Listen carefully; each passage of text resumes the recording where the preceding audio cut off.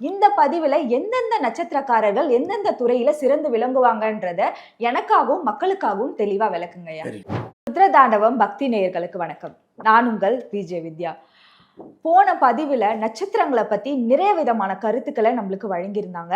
அதே மாதிரி இன்னைக்கும் புதுவிதமான கருத்தை வழங்குறதுக்காக நம்மளோட இணைஞ்சிருக்கும் பரணி பிரபாஜி அவர்களை வெல்கம் பண்ணிடலாம். வணக்கம் சார், எப்படி இருக்கீங்க? நல்லா இருக்கு. ஓகே, நம்ம போன பதிவுல நட்சத்திரங்களை பத்தி நிறைய விஷயங்கள் பேசியிருந்தோம் ஐயா. இந்த பதிவுல எந்தெந்த நட்சத்திரக்காரர்கள் எந்தெந்த துறையில சிறந்து விளங்குவாங்கன்றத எனக்காகவும் மக்களுக்காகவும் தெளிவா விளக்குங்க ஐயா. அஸ்வினி நட்சத்திரம். அஸ்வினி நட்சத்திரம் சொன்னாலே மெடிக்கல் அல்லது ஹீலிங். ஒரு டாக்டர் தனியாக போக மாட்டேன், டாக்டர் நர்ஸு அந்த மாதிரி 2 பேர் கூட. அவர் டாக்டரும் அஸ்வினியாக இருப்பாங்க அல்லது நர்ஸும் அஸ்வினியாக இருப்பாங்க. அந்த ஹீலிங், அந்த அஸ்வினின்னு சொன்னாலே மெய்ப்பரம ஏகாந்த நிலையம். மெய்ப்பரமன்னு சொன்னால் மெய், அந்த உடம்புக்கு தேவையான அத்தனையும் அவங்க கொடுக்கறதுக்கு அவங்களுக்கு எல்லா தகுதியும் திறமையும் இருக்குது. அவங்க தொட்டாலே தீராத வியாதி தீரும். தொட்டால் பூ மலரும் சொல்கிற மாதிரி இவங்க தொட்டால் நோய் தீரும். அந்த திறமை உங்ககிட்ட இருக்குன்னு சொன்னால் நீங்கள் மெடிக்கலுக்கு போங்க. அது மெடிக்கல் எக்யூப்மெண்ட்ஸ் வாங்குகிறாங்க, மெடிக்கல் எக்யூப்மெண்ட்ஸ் விற்கிறாங்க, அது மெடிக்கல் ரெப்ரசன்டேட்டிவ். அந்த மாதிரி போனீங்கன்னா அதிகமான லாபமும் கிடைக்கும், அதிகமான நிம்மதியும் கிடைக்கும், அதிகமான ஒரு சுறுசுறுப்பும் கிடைக்கும். ஒரு கர்மா, நீங்கள் செஞ்ச கர்மா, நீங்கள் செய்ய வேண்டிய தொழில் திறமை, அது உங்களுக்கு மன சாந்தியையும் கொடுக்கும். அடுத்தது பரணி. பரணின்னு சொன்னாலே பரம ஞானம். பரம ஞானம் சொன்னால் கோடியில் ஒருத்தன். எப்படி கோடியில் ஒருத்தன்? கோடியில் ஒருத்தன் சொன்னால் ராஜா தான், கலெக்டர் தான், அரசாங்க வேலை தான். இனிமேல் அரசாங்க வேலைலாம் யார் கோடியில் ஒருத்தருக்கு தான் கிடைக்கும். அப்படிப்பட்ட பரணி பரம ஞானம். அது கவர்மெண்ட் வேலை கிடைக்கும், அரசாங்க வேலையில் கிடைக்குன்னா பரணியில் கிடைக்கணும். அந்த மாதிரி ஒரு திறமை அந்த பரணிக்கு இருக்குது.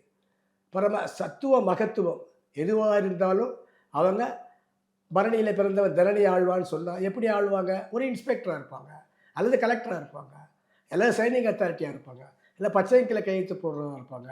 வீட்லேயே இருந்தாலும் அவங்க ஒரு லீடிங்காக இருப்பாங்க. அப்போ நாம் ஒரு லீடிங் மேன், நாம் சாதாரண ஆள் இல்லைங்கிற ஒரு தன்னம்பிக்கை அந்த பரணிக்கு வரணும்.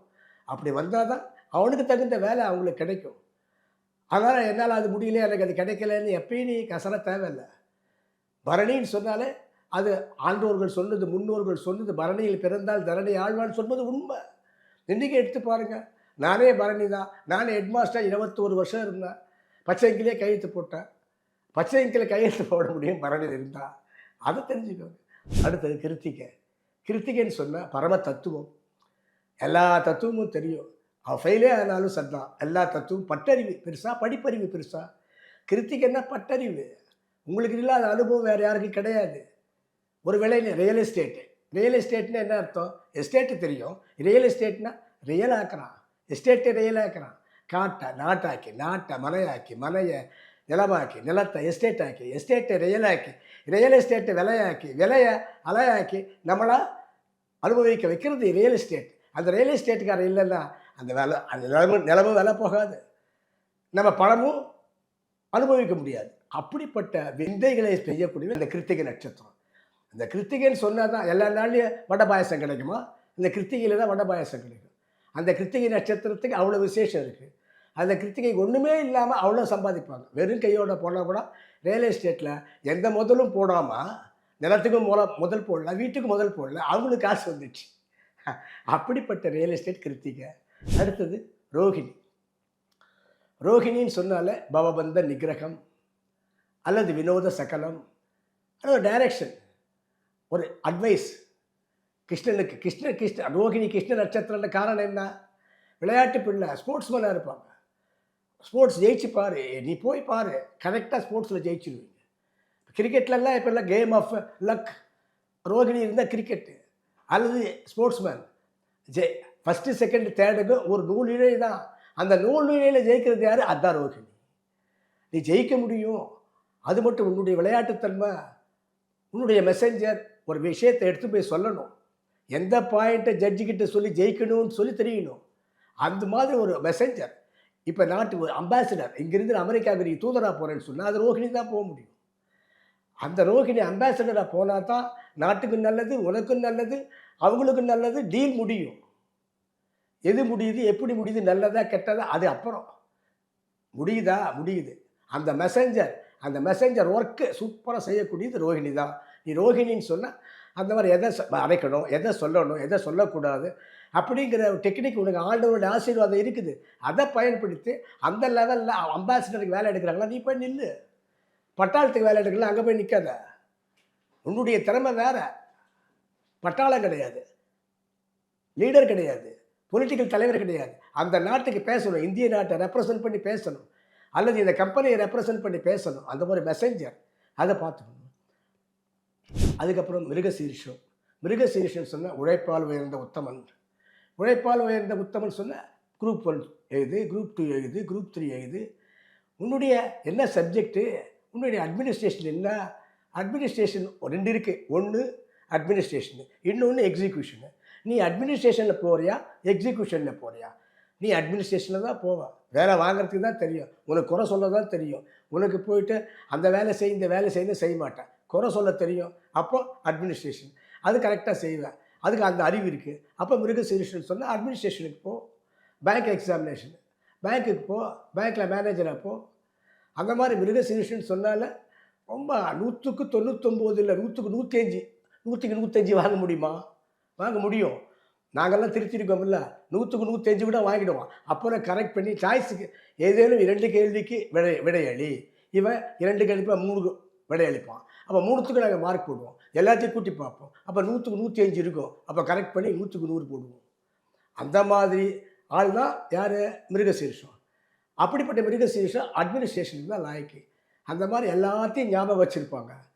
அந்த ஞாபக சக்தி அதிகமாக இருக்கிறது எப்படி பயன்படுத்தணும், எப்படி நம்ம முன்னுக்கு வரணும், எப்படி நம்ம இன்டர்வியூவில் ஜெயிக்கணும். நீ தான் ஜெயிப்ப, கேம்பஸில் நீ தான் ஜெயிப்ப. ஜெயிச்ச பிறகு வேலை ஏதாவது இருப்பாடு, வேலை சரியா இல்லையா, அது அப்புறம். அதான் மிருகசீரிஷம். அடுத்தது திருவாதிரை. தானே ஆட்டக்காரன், மேன் ஆஃப் த மேட்ச். யார் man of the match? Natarajar. ஒரு டான்ஸ் ஆடுறாரு இல்லையா? எத்தனை சாமி இருக்குது, 100 சாமி இருக்குது. எந்த சாமியாச்சும் இந்த மாதிரி டான்ஸ் ஆடுறாங்களா? நடனம் சொன்னால், அபிநயம் சொன்னால் அபிநய சரஸ்வதி, கேஆர் விஜயாவிலேருந்து, ஜெயலலிதாவிலேருந்து, சரோஜா தேவியிலேருந்து எல்லாருக்கும் ஈடு கொடுக்குற மாதிரி அந்த டான்ஸு, நடராஜர் டான்ஸ் தானே வருது. நாசாவில் வச்சுருக்கான், நெய்வேலியில் வச்சுருக்கான். இப்போ ஒன்று வருது 100 அடியில் ஒன்று சேலத்தில் பண்ணுறாங்க. அது யார்? திருவாதிரை. அந்த திருவாதிரை யார்? தியரியும் தெரியும், ப்ராக்டிக்கலும் தெரியும், ஜெயிக்கவும் தெரியும். ஜெயிக்கிற கட்சி எல்லாத்தையும் நிர்வாக ஒரு மேனேஜர். அவர் வந்த பிற்பாடு இப்போ யார் ஹெட் மாஸ்டர்? இவர். இப்போ யார் மேனேஜர்? இவர். மேனேஜராக இருக்கிறதுக்கு, ஹெட் மாஸ்டராக இருக்கிறதுக்கு ஒரு எக்ஸிக்யூட்டிவ் இல்லை. அதெல்லாம் வேலை வாங்குறது பெரிய விஷயம். அப்படிப்பட்ட ஒரு ஹை பொசிஷன் எதுவாக இருந்தாலும் நீ போய் கண்டுபிடிச்சி, நீ போய் நில்லு, நீ ஆளாக நில்லு. அவன் நீ வா, நீ பார்த்துக்கோ இனிமேல் கம்பெனியை சொல்லிவிட்டு அவங்க போயிடுவாங்க. லைனில் நிற்பாங்க. அப்போ திடீர்னு அந்த லைனில் ரஜினிகாந்த் இருப்பாங்க, கவுண்ட் பண்ணி இருப்பாங்க. ரஜினிகாந்தை கூப்பிட்டு கொடுக்குறாங்க இல்லையா? அந்த மாதிரி கேஸ். அது மாதிரி திருவாதிரைன்னு சொன்னால அது திருவாதிரை யார்? ராமானுஜர் திருவாதிரை கூப்பிட்டு அவரை கூப்பிட்டு போய் இதை பாருங்க. அப்போ அட்மினிஸ்ட்ரேஷன் கிட்ட நல்லா இருக்கு. யார் அட்மினிஸ்ட்ரேஷன்? நிர்வாக திறமை. அதுதான் பரமசாந்தம், நிருபாதிகம், சக்ஸஸ். அது வெற்றியும் வரும். அந்த மாதிரி வெற்றி தான் அந்த திருவாதிரை. திருவாதிரைக்கு அப்புறம் புனர்பூசம் சொன்னாலேன்னு அர்த்தம் 2 வேலை. ஒன்று வீட்டு வேலை, இன்னொன்று நாட்டு வேலை. 2 வேலை செய்வேன். அப்படியே இருந்தால் ஒன்று பொண்டாட்டி, இன்னொன்று வைப்பாட்டி. அப்படி சொல்லக்கூடாது. நீ பொண்டாட்டினாலும் பொண்டாட்டி வேலையை தான் பார்க்கணுன்னா பொண்டாட்டி கரெக்டாக முடிச்சு போட்டு வச்சுக்கணும். அந்த புனர்பூசலில் 2 வேலை பண்ணிகிட்டே இருப்பாங்க. ஆஃபீஸ் வேலையை விட்டுட்டு இன்னொரு ஆஃபீஸ் வேலையும் பார்ப்பாங்க. அந்த மாதிரி அவரை பகிரங்கமாக எல்லாருக்கிட்டையும் ஒரு பயப்படுத்துவாங்க, எல்லாரையும் கவர் பண்ணுவாங்க. ஆக சகச தரிசனம், எல்லாருக்கும் நல்லவங்களாக இருப்பாங்க. அப்போ கவர்மெண்ட் வேலை கிடைக்கும். ராஜா வேலை, ராஜா தர்மவான், எல்லாருக்கும் நல்லவனாக இருக்கக்கூடிய அளவுக்கு உங்களுக்கு திறமை இருக்குங்கிறத புரிஞ்சுக்கிட்டு, ராஜான்னா என்ன அர்த்தம்? அதுவும் ஒரு கவர்மெண்ட் வேலை கிடைக்கும். ராஜான்னா கவர்மெண்ட் வேலை. அப்போ இதுக்கு அதுவும் ராஜான்றீங்க, இதையும் ராஜான்றீங்கன்னா அது வேற ராஜா, நடராஜா. இது யார்? ராஜாராம். நடராஜான்னா ஆடுற ஆட்டம், ராஜாராம்னா ஆளுகின்ற தன்மை. ஆக அந்த புனர்பூசத்தில் நீ கவர்மெண்ட் வேலை கிடைக்கும். ஏன்னா கவர்மெண்ட் வேலை கிடைக்கணும். இல்லைன்னா கவர்மெண்ட் வேலை கிடைக்கலன்னா கவர்மெண்ட் அது கான்ட்ராக்ட் வரும். அதான் புனர்பூசம். அடுத்தது பூசம் சொன்னால் அவனுக்கு படின்னு அவனை உருட்டக்கூடாது. பூசத்தில் பொறுத்த பிறந்தான்னா 5 சப்ஜெக்ட் இருக்குது. Tamil, English, maths, science, social science. அவன் 5ல் மொத்தத்தில் 300 மார்க் தான் வாங்குவான். ஆனால் 100க்கு 100 ஒன்று வாங்குவான். அது என்ன வாங்குற நீ? என்னத்தில் வாங்குற நீ? சோஷியல் வாங்குற. சோஷியல்னா ஹிஸ்ட்ரி, ஹிஸ்ட்ரின்னா அரசியல். நீ அரசியல்வாதியாவ? யாரை பார்த்து காப்பிடிக்க மாட்டான். இவன் சுயமாக செயல்படுவான். அப்போ சோஷியல் செயல் அதில் ஒரு நிபுணனா ஒரு டாக்டரேட் ஆவான். அதில் ஜெயிச்சு காட்டுவான். அதுதான் பூசம். அதை நீ எதில் சிறப்பாக இருக்கங்கிறத நீ கண்டுபிடிச்சிக்கோ. நீ கண்டுபிடிச்சி அதில் நீ டாக்டரேட் வாங்க. அதில் நீ சைன் பண்ணணும்னு பாரு. படிக்கிறது பிஎஸ்சி மேத்ஸு. ஆனால் வேலைக்கு போகிறது எங்கே போனாங்க? என்ன வேலை கிடைச்சிது? என்ன வேலை கிடைச்சிதுன்னா அவனுக்கு இன்ட்ரெஸ்ட்டாக இருக்கக்கூடிய என்ன வேலை கிடைச்சி? Drawing master. அங்கே டிராயிங் மாஸ்டர் அங்கே போனால் டிராயிங் பெரிய நீ ஒரு மாதம் சம்பாதிச்சா 10,000 ரூபாய் சம்பளம். ஒரு டிராயிங் வரைஞ்சிட்டா 20,000 சம்பளம். இது நல்லா இருக்குது. அந்த டாக்டரேட், அந்த நிபுணத்துவம் அந்த பூசத்துக்கு இருக்குது. உங்ககிட்ட என்ன திறமை இருக்குது நீ கண்டுபிடி. இல்லை வாத்தியார் கண்டுபிடிப்பார், இல்லை அப்பா அம்மா கண்டுபிடிப்பாங்க. கண்டுபிடிச்சி அந்த திறமையில் நீ முன்னேறு. அந்த திறமையில் நீ வேலைக்கு போ. அப்போ பூசத்துக்கு இதுதான் வரும், அதுதான் வரும் நான் சொல்ல வேண்டிய ரிசர்ச்சு. நீ டைரக்டர், நீ டாக்டரேட்டு பிஹெச்டி. இப்போ எல்லாம் கலைஞர் டாக்டர். அந்த மாதிரி நீ ஒரு டாக்டர். அந்த மாதிரி டாக்டரேட் வாங்கக்கூடிய கண்ணதாசன் ஒரு டாக்டர். ஒரு பேர் நான் சொல்கிறத 10,000 பேர் ஏற்றுக்கிட்டா நான் ஒரு டாக்டர், நான் ஒரு நிபுணன். அதான் அந்த மாதிரி பூசம்.